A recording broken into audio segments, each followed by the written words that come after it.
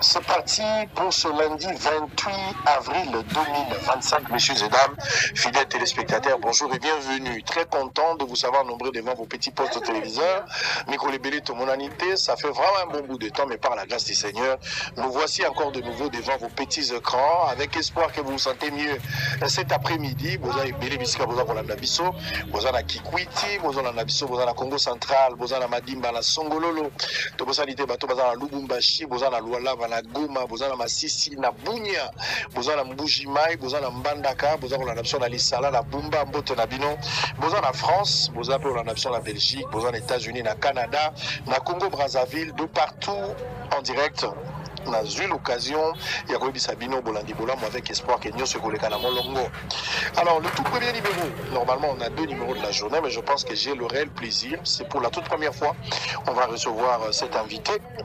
Il s'agit bien de M. Yves Mpunga, Azali, ancien candidat à l'élection présidentielle de 2018, expert en économie numérique, expert en développement. Donc, Tango Tshisekedi, président de la République actuelle, à Lungaki Maponomi en 2018, bato banongwana ki na bango azaki candidat moko na bango yepo azali to tuna moi mituna ebele yepa kopesa biso biyano. J'espère que vous pesa moi poli na moto moko azolanda biso quelque part, et surtout qu'on parlera un tout petit peu du développement. C'est ce qui m'intéresse, parce que bato ndenge bakota musaka maloba balobite, dans un pays en guerre il faut oublier le développement, mais dans tous les pays du monde so oké okuta quelque part moi c'est que la guerre ezali, mais est-ce que makambo ba guerre onyo se kutela ka bango ezali qui ni raison de plus pour la politique na bango baloba non parce que nous sommes en guerre on ne peut pas parler du développement? Non, il y a des mécanismes et à comprendre justement pour pallier à cette situation. On va parler avec un expert qui donnera des modalités, l'approche naïe, on va comprendre un peu beaucoup de choses. Mais avant cela, messieurs et dames, voici les informations du jour. Sécurité, 3 agents des MSF tués par des hommes armés en 4 mois au Nord Kivu. Sécurité, malgré les engagements signés à Doha et à Washington, les affrontements continuent au Nord et au Sud Kivu. Nord Kivu, les M23 accusés de pillage des bureaux de la CENI et de l'ANER à Walungu. Naufrage sur le fleuve Congo, 12 rescapés et 5 disparus. C'est un bilan officiel. RDC Rwanda, dans ce qui est discuté, ce qui se discute et ce qui sera conclu, seul prime les intérêts du peuple congolais. Une mise au point de Patrick Mouya, porte-parole du gouvernement. Sudou Banguer, commandant de la police, est tué à Boudjala.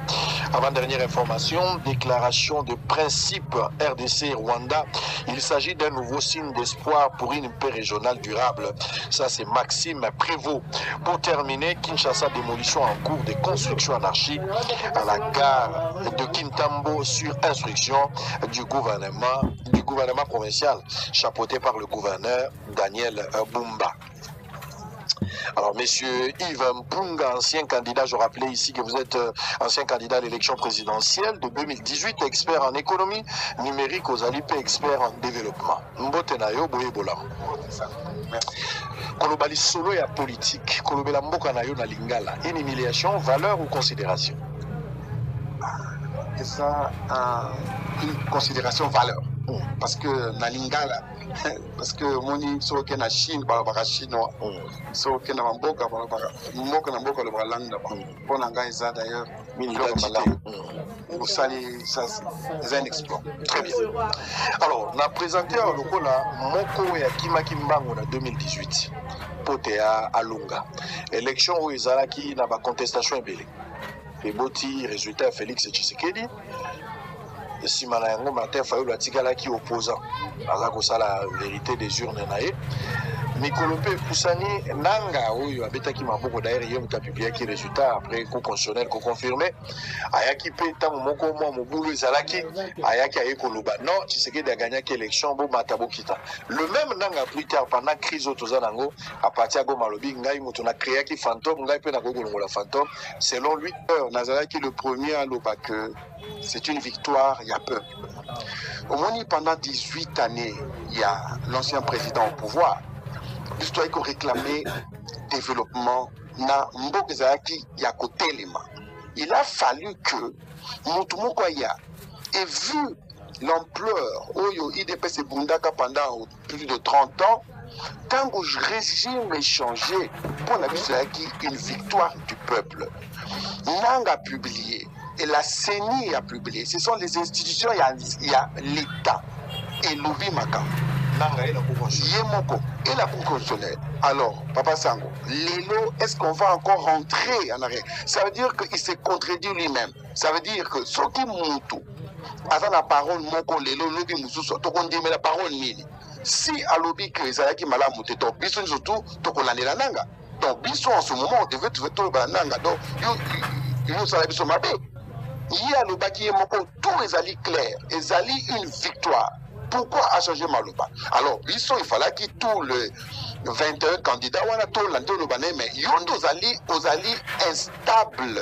Au moins, il est stable. L'homme doit avoir à Loba Moko. Si au moins il change à lobby, ça veut dire que Moutouan a un problème.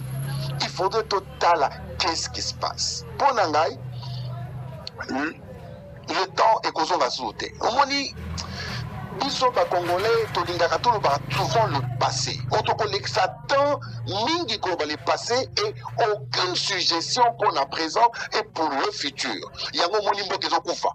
Au monde a moutazo réclamé une victoire en 1965. Alors donc c'est ça le Congo. Alors présent la vision la futur est comme sombre à cause il y a Batouana. Il faudrait au moins si tout il y a une nouvelle mentalité. Et nous n'engue à kosala makambu ya zika. C'est ce qui manque dans la classe politique. Yango moninga di bosona osala. Ndeko Yves Mpunga. Et là on est justifié à échec nayo. Et nous avons justifié où il y a qu'à foutre à l'époque, vous foutez en 100 000 vous foutez à 100 000 nayo. Vous allez dans un combat où le vainqueur est déjà connu. Vous avez déjà vous perdez nayo. Vous allez candidat fantôme, vous allez utilisé par le pouvoir pour compléter seulement le tableau. Ou bien il y a qu'à peine tenter pour que vous soyez. On va dire qu'il a la chance nini et donc on est justifié échec nayo. Oyebi n'a rappelé une chose. C'est une très bonne question. Tant on a eu dans ma 2018, tout le monde a eu la course pour gagner. Parce que tout le monde a une faiblesse. Échec, il y a 18 années, il y a un pouvoir. Et puis la manière nous a géré avec un groupe d'individus qui le pays en otage, Tolobi non. Parce que Sango n'a que solo en une minute, pourquoi n'a pourquoi n'a une question où on a répondu que le peuple a comprendre.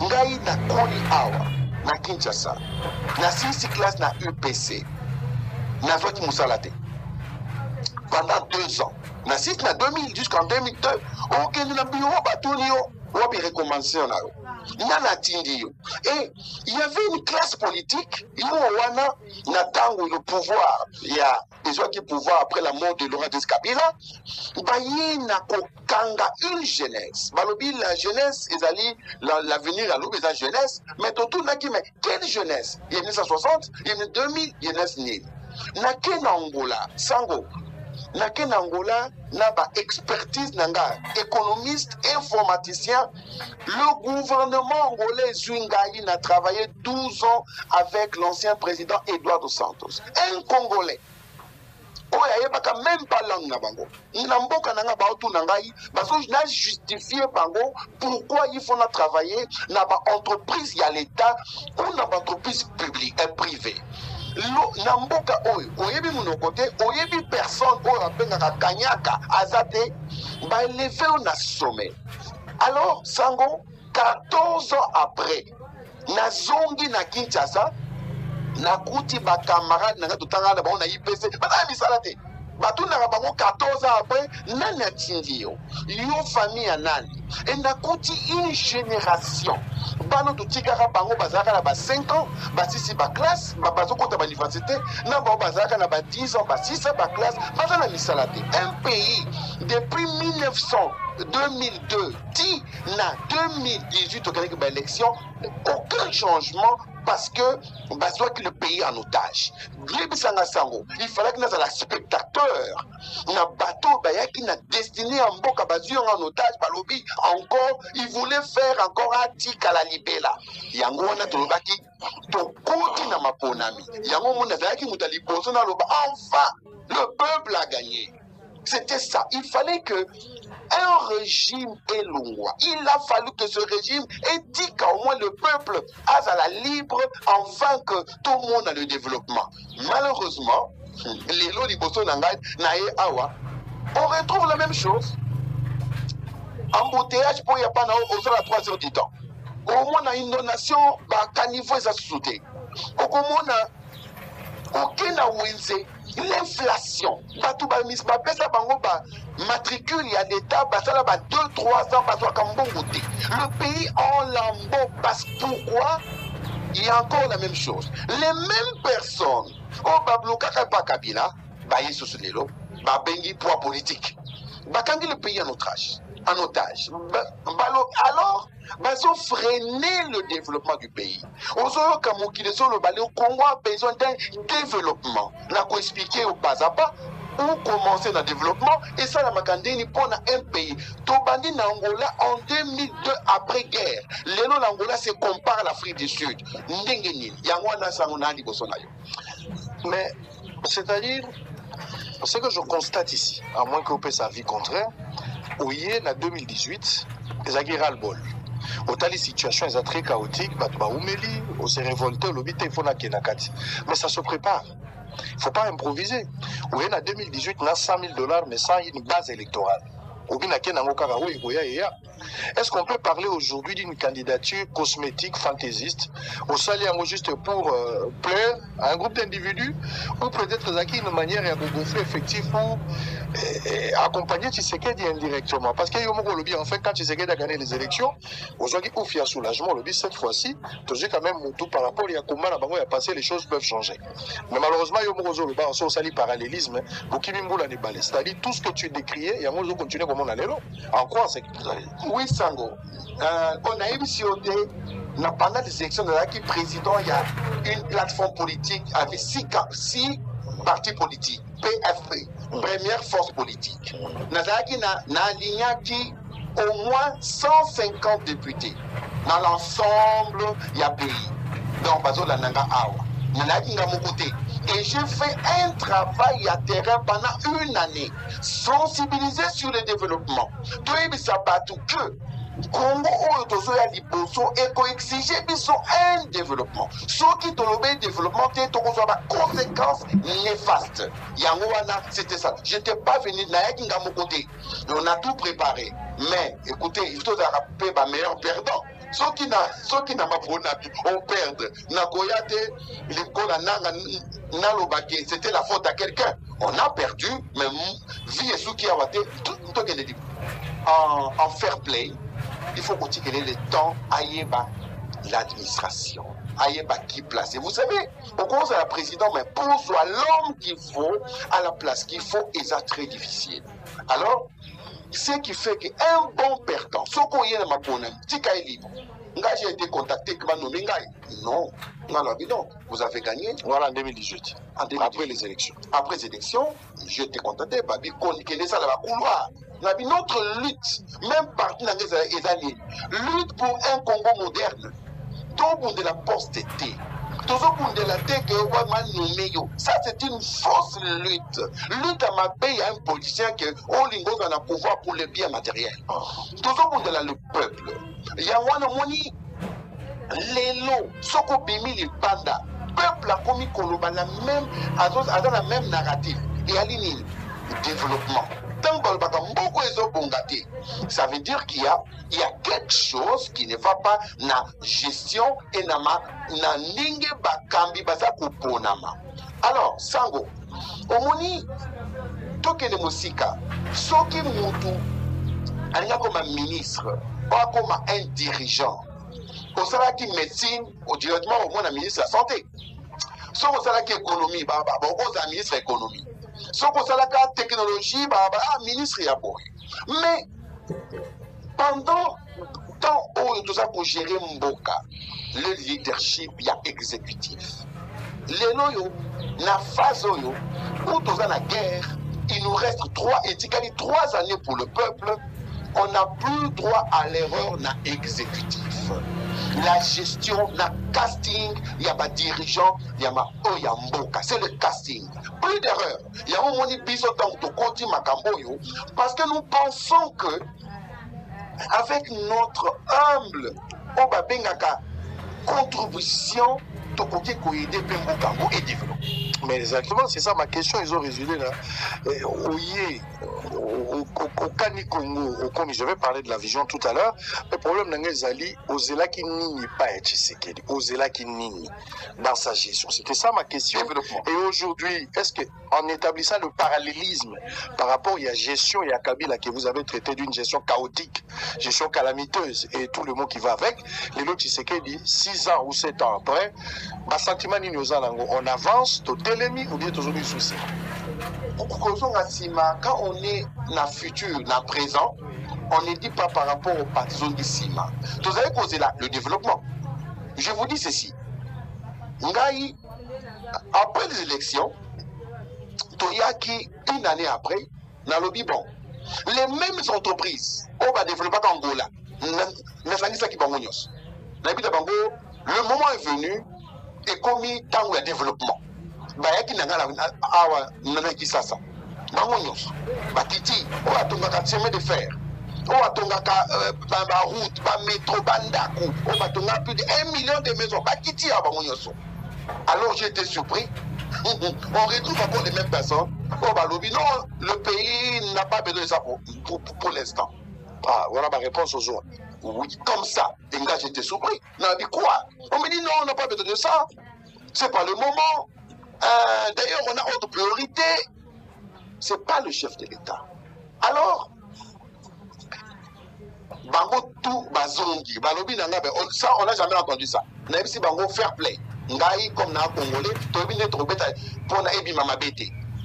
Tobi encore la gratuité de l'enseignement. Tobi, là, j'ai été en face de président de la République Yemoko. Et lui-même, Sango, l'opposant, je suis l'un des opposants au Rwanda, dès tout ça est à Kabila. Au moins, il n'a pas dit Kimia, tout le monde que, mais lui-même veut le développement. Yemoko na monoko na ito sori arabi, Congo il fait changer. Mais après, à créer ma commission de gestion pour la gratuité, les mêmes personnes, Oyo balobaka na biso que nana tindio va transformer leur manière à bloquer le peuple. Il y a une manière qui a été transformée. Le président Rubi a évité. Beaucoup condamnés, mais dans la pratique, ce n'est pas lui. Alors, biso, en tant que l'économie numérique et Kendaka de pair l'intelligence économique. Les deux secteurs, après il y a un développement. Peut-être ils avaient raison. Père Moutou, mon côté a droit à l'obaye bignonso. Ceux qui ont non, nous on peut faire tout ce qui bango total. Voilà où on en est aujourd'hui. Les recettes, bango balobaki bako sala et mené on a une guerre. Les athées, les athées. Ça, c'est le résultat. Maintenant, nous sommes revenus maintenant sur la place publique pour maintenant dire les mécanismes, il y a développement. La place publique. C'est comme la Bible dit. Pasteur, comité, la place publique. Tout ce qu'on a place publique pour créer développement. Ça, c'est la place publique. Toujours crier. Vous pouvez tout faire et comme il y a développement. Voilà ça. Mais vous avez une vision, une grande vision pour ce pays, tant que vous voyez qu'on postulait avec espoir. Voilà ce que moi, je pense faire pour le Congo et Kendali Bosso. Alors, question à deux volets. La première partie à question Ezali. En faisant le diagnostic, il y a un problème au Congo. Quels sont les mots qui rongent les pays dans la lecture? Mais deuxièmement, finalement, le gros général Bol, ou critiquer le régime passé, les lots a déçu.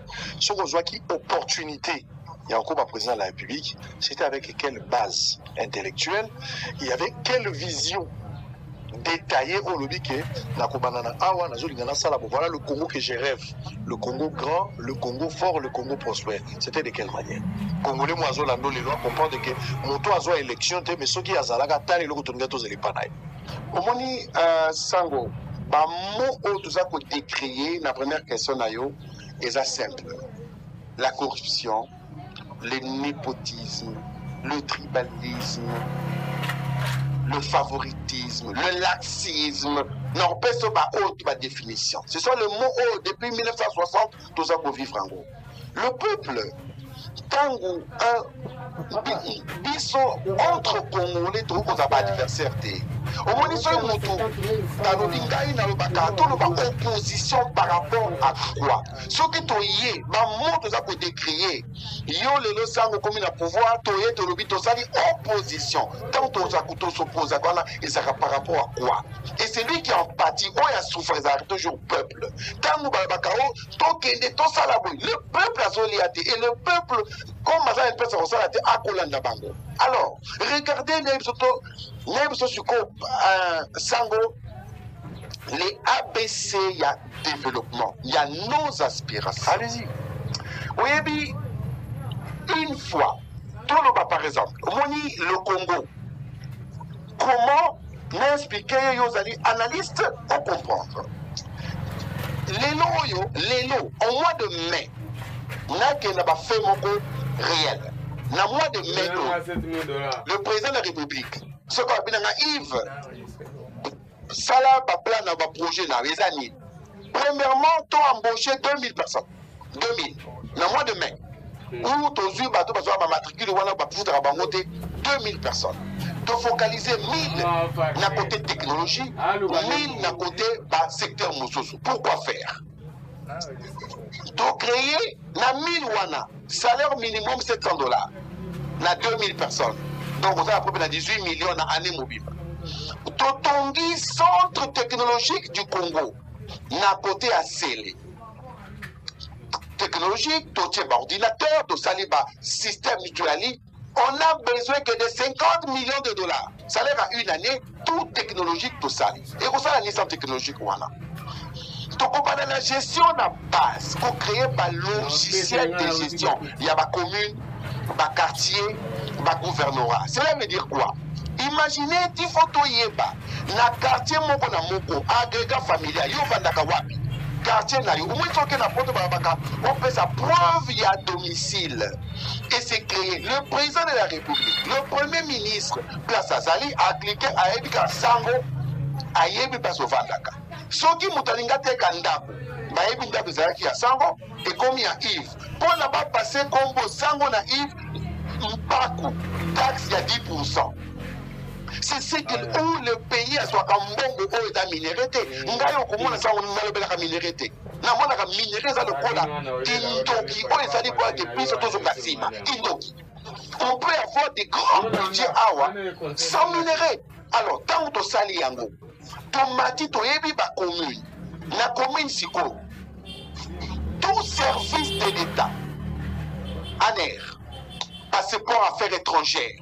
Casier judiciaire, tout, et causana chaque commune. Et qu'on est libaté. Pourquoi quand tout qui te raconte? Ordinateur, est moins cher, c'est $30 ordinateur. Le centre technologique Wana est qu'on crée un système logiciel de contrôle de la population. Il y a pas école, il y a pas université, il y a pas hôpitaux, la gestion, il y a pas fiscal, la fiscalité, tout ça qu'on contrôle. Et s'il était sans le marché Wana. Oh maman la bine te kaka na mesa numéro 004 bourgmestre ayebi combien compte isaka na ba mesa wana ayebi ba opérateur économique ya commune na ba compte saka combien pour ça la ba prévision ya recette enfin que et ça la ba investissement dans l'infrastructure de la population. Alors ça possibilité tomati sous technologie, ils ont contrôlé ce qu'on va port, aéroport, frontière, douane, tout centralisé. Et alors, tant que tu contrôles à un niveau, il y a province, token a 26 provinces, alors et qu'on génère déjà, toujours créé déjà, au même moment, ils ont une identification à recensement. tant qu'on contrôle la population, on contrôle le mouvement migratoire, la DGM, l'ANER, la DEMIAP, bazo contrôler si la population. Kuluna, sokaleki na buntu, ba caméra ya l'État, ezui kaka na photo, ezui ba ebinda kunaye, avant d'akawapi, famille nani. Et ce qui a kimi, beaucoup soyez en moins d'1 minute. C'est ça. Alors, Nebi Misaka, carte d'identité nationale. Toyoki Onip, Angasa carte d'identité Balobi, Babimisi au moins 700-800 millions de dollars. Mais Sango, avec 200 millions de dollars, tu as informatisé Congo Mobimba. Et ali fausse route. Et je prends même Plateau na sa ministre intérieur, na Onip, bazo ça la fausse route. La route bazo Zouawana, c'est la même route que bazo. Il faudrait bazo ba expert, batu bayebi. Si comme on a ifunga, on a chat GPT, comment on a qui est ifunga, on va te dire tout ça. Pourquoi Namboka Nabiso balingi ba valoriser ba idée ou ba congolais té. Au moins na mutu moka yebite aye asalipe et simbite. L'état zopé bisambongo chaque jour parce que on a oublié la méritocratie. Le poids politique, suit le pays en otage. Ministre Mokalobi, il y a 5 ministères. À côté de Bandekonaye, Bakokonaye, Bananaye, Oyo Bayebite. Bakotia ministre de l'économie, de la santé, Oyayebi économie. Alors, quels sont les résultats? Nous les vivons maintenant. Bambouteillage. Les salaires et bimakati, l'inflation, ce qui est lobby, l'économie numérique déjà, au niveau de TV, au sommet TV à Dubaï. L'économie numérique est qu'au sein de Dubaï, basé dans la prix et l'eau de l'eau de la carte Congo. Au sommet de TV à $500, l'État a après douane. Comme importateur ou grossiste, on a 30% de bénéfices. Il est là comment 800% de bénéfices parce qu'il n'y a pas de contrôle. Et c'est là qu'ils ont besoin un budget et comme mata. C'est ça, le projet n'a pas de Congo. Alors nous pensons ceci. Il nous reste 3 années pour un mandat et si là. Est-ce que c'est possible de mettre ce projet-là dans 3 ans? En 6 mois, Sango. Ça fait pas en 3 ans, en 6 mois. Ceux qui sont en train de nous, on a 6 mois. Et tous les pays, il y a 6 mois. Comment est-ce que l'eau a 6 mois? En 3 mois déjà, tu as déjà, et ça, ça matin pourquoi? Peut-être que tu vas éviter. Ou peut-être que tu as volonté de Mengaï comme quelqu'un de foi, optimiste. Mais il y a toujours que Basali côté Basala. Place au commission tourne à Bisso Bateau de développement. C'est un américain. Les Américains, il y a tout sur la guerre.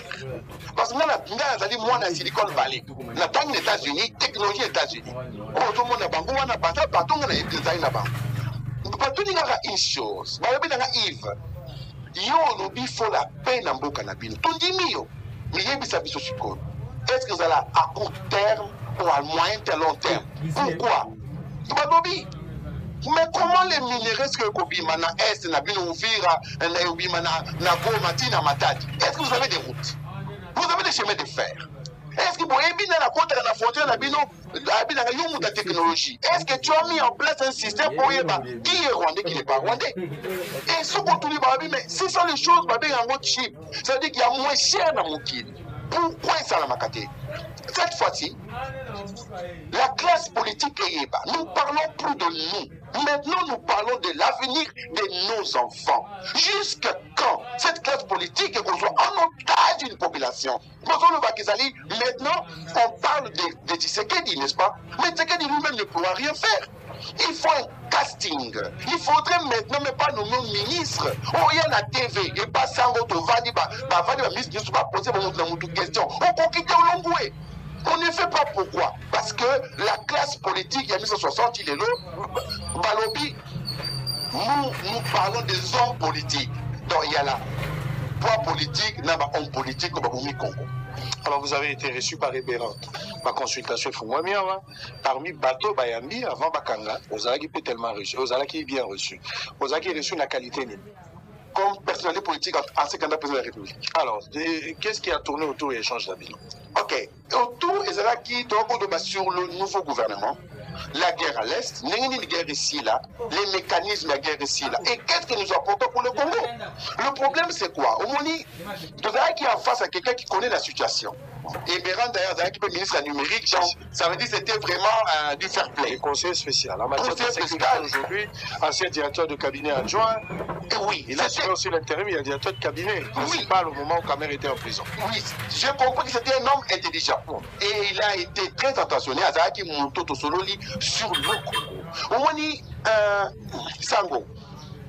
tozolobela makambo ya avenir ya mboka lelo émission ezali koza koenregistre yango lobi soko omoni bahomme politique comme par exemple nani conseil responsable fédéral tovandi na kati ya salle seki alobaki omoni alingi le Congo nga nayaki c'est la première fois monanga en public nalobaka comme nazomona développement te nakotana makambo oke mais appel oyo c'était un message de patriotisme. Tout le papier qui non à la guerre. Ce sont nos frères qui meurent. Quand on y a une consultation, moi, tout est long pour dire que les 3 années qui restent à Tshisekedi, c'est des années de développement. Il n'y a pas. Comment vous avez trouvé la démarche? Une démarche sanitaire, il y avait du sérieux, Obimi avec un sentiment positif, espérant que quelque chose de bon est pour Bimarisika. 100% satisfait, Nazaraki satisfait. Et puis, il y a un Tolobi, cette fois-ci, il faut tomber à jeu Moussou. Auparavant, Nazaraki Moutoumoni, même la plateforme, Mbadibosonaya, n'a pas acquis le média pour parler de l'avenir d'un pays. Nalobaki, tout le ballon entre politiciens et entre les agents de développement. Pour comprendre une chose, ce qu'on se relie dans Moutou, na Koko, Mbama, Alobi, Ayakite. Alors maintenant, tous les jours, nos équipes, experts, aux alliés, engagés, on est dans presque le développement. Tout ça qui satisfait parce que le premier pas pour tout le monde est chef de l'État pour résoudre le problème de la guerre, et ça le pas que tout dirigeant aurait pris. Et il fallait qu'il parte aux anassima poto. Donc cette fois-ci, ce gouvernement, l'Union nationale des alliés, vous allez mettre quand même le vœu, vous avez cette disponibilité de pouvoir travailler, mettre en contribution votre intelligence pour le développement à 100% sango. Parce que yo solo linanga, yo za journaliste, nalandi autant plus de 1000 fois, on a vu qu'on déceler les éléments. Est-ce que yo moningai n'a capable de le problème c'est quoi? Lorsque d'autres pays à monde, tous ont changé leur gestion, tous ont aidé bango na consultance par bongisa mboke bonga. Ce qu'on y a pas na Congo, tout dit une classe politique pessimiste. Ah, mboke se kufa nango. Mais comment yo mboke se kufa nango? Le Congo, ezali ya bakoko na biso, ezali ya bana na biso et nos petits enfants. Yango le monitanga na ye awa, c'est pas na ebisi on a zobeta bana sima poto te toé na kata terrain. Et cette fois-ci, on dosa na kata. On va terminer. Est-ce que ce n'est pas une manière dont je peux arriver à conclure que vous voulez une chose et son contraire? Pour ça, le parallélisme au lobby, la situation aujourd'hui, ça n'a pas évolué comparativement à la situation à Kabila. C'est la situation qui est restée pérenne. Donc, la continuité de la même... toutes les bêtises qu'on a eu à critiquer au temps de Kabila avec Tshisekedi, on nous a déçus au Monia. On croit ma première déclaration. Mais il y a aussi qu'on continue sous la traîne Tshisekedi pour travailler avec eux. Pour faire quoi? Pour faire quoi alors que selon vous, Tshisekedi n'a pas changé les choses, tu attendais un développement, tu n'as pas vu le développement, Tshisekedi a pérennisé les bêtises de Kabila, on croit tout ce que vous avez dit. Nous, aujourd'hui, avec Tshisekedi, pour quelle fin? Ok, Sango. Peut-être aussi au sali analyse moko peut-être na aider l'analyse nayo. Un homme politique n'a qu'une parole. Tshisekedi, on ne dit pas qu'il a échoué tout ce que tu veux au Web Sangai. Non. Un temps où il y a un Congo, tu dois t'attendre à tout. Un chef de l'État ne fait pas tout. Il doit avoir bateau, il y a bon cœur. Et bon, Sango, ce qui se passe, il y a Otindi Moutou. À question de la lipa, il y a 10 francs. Moutou, il y a 100 francs. Est-ce que ça y est? Ils ont Moutouana. alors on changer, on t'a vu parler, on changer. Ça veut dire que ceux qui les lots, de perdre temps, de imputer faute, na Tshisekedi, de combien maradi. Ça c'est l'erreur de la classe politique. Tout le babouille. Que pouvons-nous faire? Tout ça la nini pour na Congo et Bonga. Parce qu'il y a des évidences. Ce qui est évident, c'est ici que les lots, ils ont un embouteillage. Est-ce que vous avez un embouteillage dans la ligne? Et ça va trouver un embouteillage à 5 heures. Alors, ceux qui ont l'électricité le passé, donc on tombe toujours dans les mêmes erreurs. Si 1 heure du temps, 59 minutes, on verra, ma belle 1 minute, on fait solution, on fait conclusion. Puis c'est le biboué. Que parler échec na phase zone. On dit par le bacane. On dit n'a pas ça un exemple. Il y a un coureur. Pour qui m'embango, vous a 10. Batani poso ba kimi ba komi presque na suka. Mais mutasi ma mobi a asili ici a échoué. Il reste 3 années. Il doit sous-estimer 3 années au thé. Les 3 années aux et 3 années, il y a développement. Au Komona, Nicolo Oyo, le chef de l'État, la semaine passée dans Lubumbashi, a bâti des développements. Américains, passons le bas, développement. Tout le monde veut le développement. Alors, Malobe, comme il faut changer. Donc, paie sa chance. On dit, ceux qui ont le pic a échoué, mais assiste un mandat. Nous, on a 3 années. Comment tu peux faire sa moto? L'échec avant le temps. Donc, les 3 années au Sango, moi je te le dis, je te le garantis, devant le peuple. 3 années au développement et sur la foi, on a ma promesse sur la question. Vous avez une garantie, toujours faire des rios. Bonne question. Il y a ceci. Tant que tu na makambo oyo, tu na mabuko papa te. On a d'ailleurs besoin, on a besoin de vérité. Nasi manangaso holding na plateau. Entreprise à Bineni. On est tonga Chine, Dubaï, New Bati. Bakoy ko yawa na Congo bakiti. On va tonga battra. On va tonga ba métro. On va sala ka ba route. On va sala ka tonga Allemagne. On va tonga te, batonga Angola, batonga Allemagne, on va tonga pe Allemagne. Bon, en Allemagne a évité que Nathalie va pays développer, non? Pays développer, oui. La Chine peut, l'Allemagne peut se développer. Oui, mais la Chine peut. Bon, pays Oyo, participer à développement. Oui, ça va. Merci. Merci, ça vous savez. Alors, Nazaraki, la semaine passée, une semaine, la présidence provinciale, il y a tout ça. Tout le Makambo, il y a ma commune, l'urbanisation, il y a ma commune, comment contrôler ce système, tout ça qui est reçu. Et je l'ai même dit ceci. Au moins, il y a une route secondaire, il y a qui ça. Une entreprise, ça est prête à 1300 routes secondaires. Est-ce que c'est difficile? Et beaucoup de donc, il y a la mentalité, il y a des journalistes, il y a des peuples, est-ce que ça vaut? Pour la Totonganzela, on vira, Timataki, chemin de fer, toi, par exemple, ça vaut. Il y a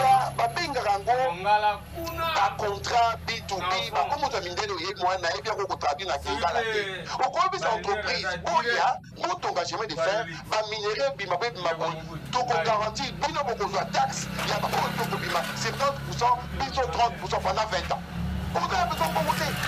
Pour ton route secondaire à Kinshasa, il faut des mécanismes, l'intelligence économique, l'ingénierie, ça. Tout est commun à que, et les anguilles peut-être pas. Le mécanisme, il y a un développement en pratique. Pour un individu qui est en bon côté, pour un abysse, il y a un bon sango. Il y a 52 000 jeunes embauchés. L'État a embauché 2 000 jeunes. Mais l'État a besoin de bon côté. Si l'État a besoin de projet, mais pourquoi l'entreprise a dit, ce qu'on dit, entreprise comme la Mastercard, la Visa, Apple, Bill Gates, ils ont l'argent pour le développement d'un côté numérique dans le pays du monde. Est-ce que vous avez besoin de bon? Tu peux comprendre comprendre que c'est question, il y a volonté politique. Il y a aussi un système qui est préétabli. C'est que je crains au-delà de la bonne foi, vous avez la présidente de la République, dans le gouvernement, vous avez quand même un gouvernement s'il s'avère que le chef de l'État, le prochain Premier ministre va porter choix à la barre va faire sur responsabilité. Mais ça dit, je peur qu'on se retrouve ce qu'on dit aux gens la vision, mais le liquide finira par prendre la forme du récipient. Parce que vous avez la place, ils ont dépendre d'Ayoté. Au-delà, il y a bonne foi, mais vous êtes dans un système pris en son but. C'est ça ma crainte. Oui, donc vous avez la bonne foi, vous avez une vision, tout ce que vous dites là, vous avez la qualité écoute mais qu'on mettre en pratique ce qui pose problème. Je vais terminer, je vous donne la parole pour terminer. Pourquoi on a postulé à la tête? Beaucoup de gens savent que un journaliste ou un musicien a commis la batterie, il finit toujours par postuler. Ils m'ont entendu en 2018, je ne l'ai pas fait en 2023 non plus. Librement, dénoncer, je peux proposer librement. Mais d'abord, système Nabiso, il y a élection et ça dit que pour postuler, indépendant, il postuler. Il faut qu'on ait la carte parti politique. D'abord, comme une autorité morale, avant, le Bayern, des fois, décider ligne à Makamini.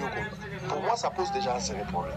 Deuxième problème, au côté de l'Assemblée nationale, ou au côté de la gouvernement, nous sommes qui avons la vision et que ce qui est là, parce que tu n'es pas le maître du jeu. Donc, si vous c'est bon, et quel avantage peuple vous avez participé et les choses ont évolué. Mais ce que salamité, nous sommes le baki, ils ont englouti, ils ont dilué, donc pour une seule tâche inconçue peut perdre toute sa propriété. Ce que je crains, ma vision, détermination, nous sommes le bien, c'est bon. Mais si on continue, le gouvernement est sacré. Le gouvernement est contre sa opposition, contre sa majorité, généralement, le gouvernement est sacré, le gouvernement pour préparer l'élection l'Union nationale. Ce qui est l'Union nationale. Nazo banga pour comme Anasuka, le liquide finira par prendre la forme du récipient. Et puis, il peut y avoir des conséquences dans les jours à venir.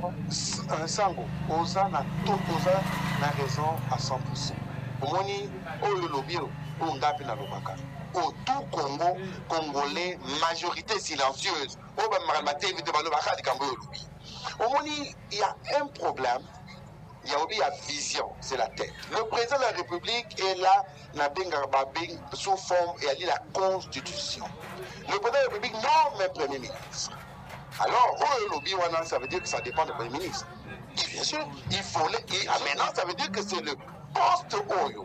Le président de la République, avant de décider à dire le Premier ministre, il faut avoir tous les aspects. Il nomme le Premier ministre, mais il ne sait pas qu'on le Premier ministre. Ça, oui, le président qu'on le Premier ministre. Oui.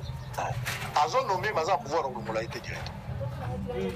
Alors, et la loi, il y a non, il y a omoni tokomi na place oyo ezali yo ozomona la complexité nga azomona solution abe yango paradigme nanga ezali la solution ezali mo solution ezali bino bato bapanzaka sango bokota makambo oyo bokoma mpe na bato oyo ya koede na choix ya badirigeant ya mboka na biso. Ça, je suis tout à fait d'accord. Bino so bokoti makambo oyo soki moto eleki na nzela bobenge na plateau tala yo moninga awa okoposenga baquestion toke sur le développement tuna badirigeant bayebisa bino comment tokodévelopper par exemple commune ya lingwala échanger comment faire soki tokomona badéveloppement ça veut dire que les mauvais les médiocres bakoloba bango bakokima médiocre alinga alors ça pourquoi peut on s'appeler débat à voter bengi ça peut au moins 5 personnes un débat des géants bayaka débattre parce que bango balobi bango bayebi ko gérer bayebi ko loba na débattre le débat c'est là bayebaka muto amayele muto aza mayele te Congo oya lobi oya bana na biso eza 3 années oyo erreur ezali omoni so bapesi babi zéro erreur ça veut dire to bana na casting yango omoni biso batu na bino batu oya peuple toye parce que c'est un message pour dire que mbala oyo moi tomoni lueur ya espoir lokola balobaka na bible ntango eli mbula ezobeta te amona kaka eloko moko mokie likolo balobi yango wana oyo ngai namoni otunaki ngai foi o nini ngai napesi yo naza ngai namoni point noir oyo eli amonaka mbula ekobeta ngai namoni le point noir oyo ezoloba ke 3 années oyo ezoya peuple congolais bondima ngai développement eza koya esalama te mbala oyo le peuple congolais akovivre la vie babengi décente sango mpona totonga par exemple 100 000 maisons 100 000 kana kitasa oyo sango so nayebi si oke ndenge na ngolo asalaki eye la chose la plus facile tozwi kaka maluku nasele tocreye banque ya développement na ya logement tolobi boye l'état abengi baentreprise oyo bazali kotia makambo alibon tolingi tosala 100 000 maisons tokocreye baentreprise oyo esalaka zelo ebimisaka zelo bacongolais bakomi mpe kosala baentreprise oyo bakofournir zelo basimenterie lokala tout ce que vous avez eye mpe na basima nango na un prix raisonnable banzete eza oyo ebele tocreye baentreprise ozosala banzete ezosala bacuisine bachevron baporte l'aluminium tozosala alors tocreye un écosystème oyo ekopesa na kati ya projet wana 100 000 maisons mpona batekela par exemple un congolais ndako par exemple na 50 000 $ akofuta yango en 30 ans tozongi système à crédit banque développement bayebi yo na carte d'identité dans le numéro fiscal biométrique tookima te ndako yango wana congolais komosala mosala afuta mosusu 100 $ to 120 $ pendant 30 ans les nouvelles villes commencent alors pourquoi tosala yango te parce que peut-être ezalaki avote ya nzambe ekoma na ngonga oyo cette fois-ci yango wana torépété cette fois-ci votre dernier message mon message ezalaka moko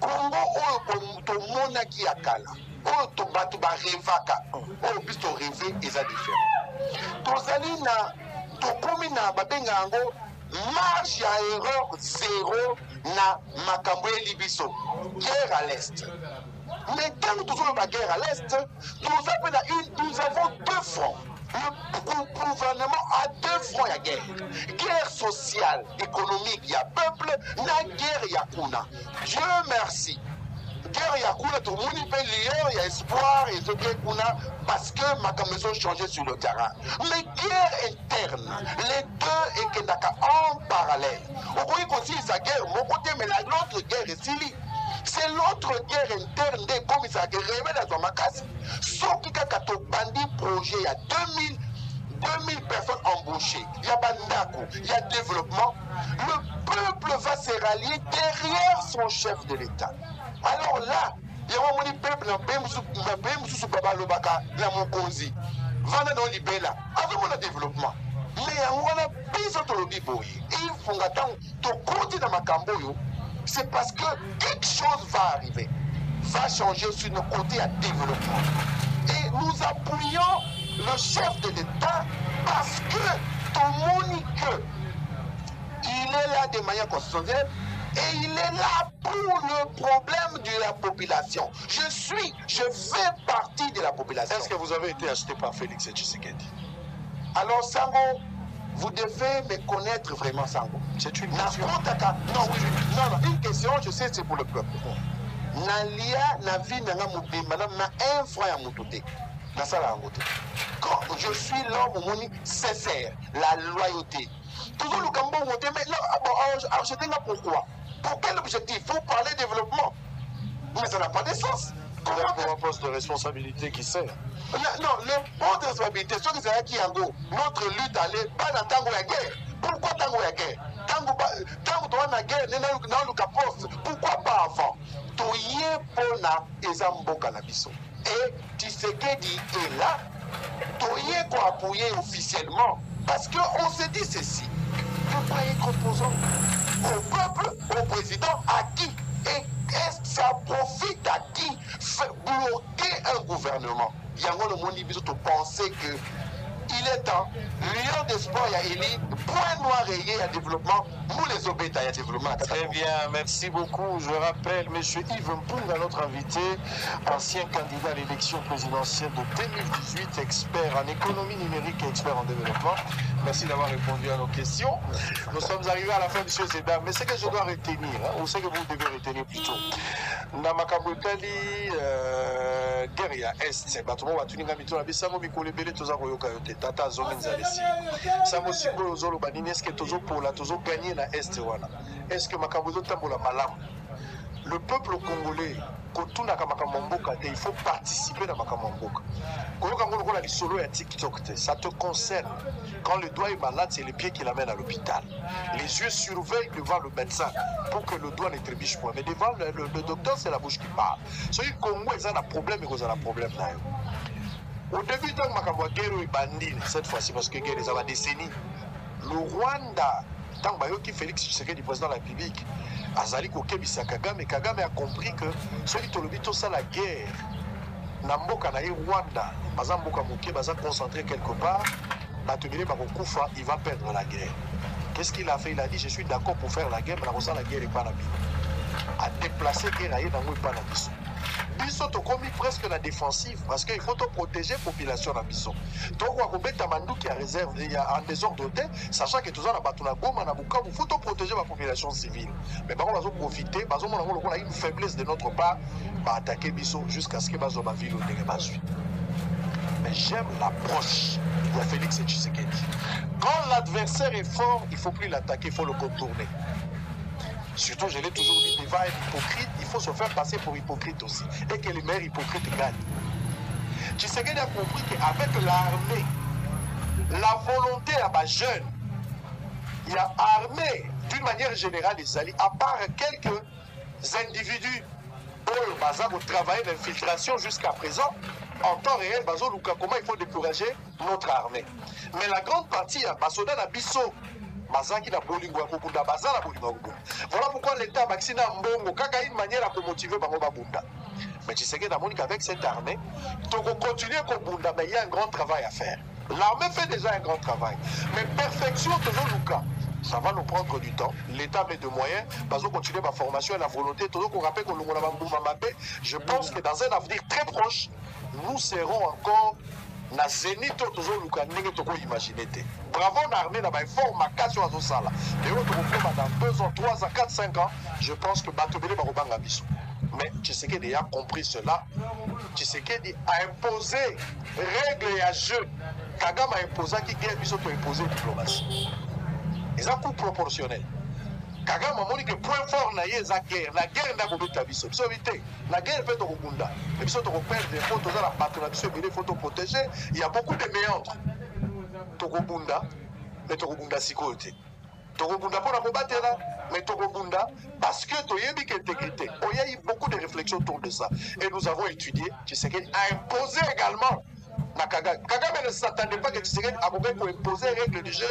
Oh, les gens ont dit diplomatie. Il y a des gens qui ont Tshisekedi a déplacé Kagame dans le terrain.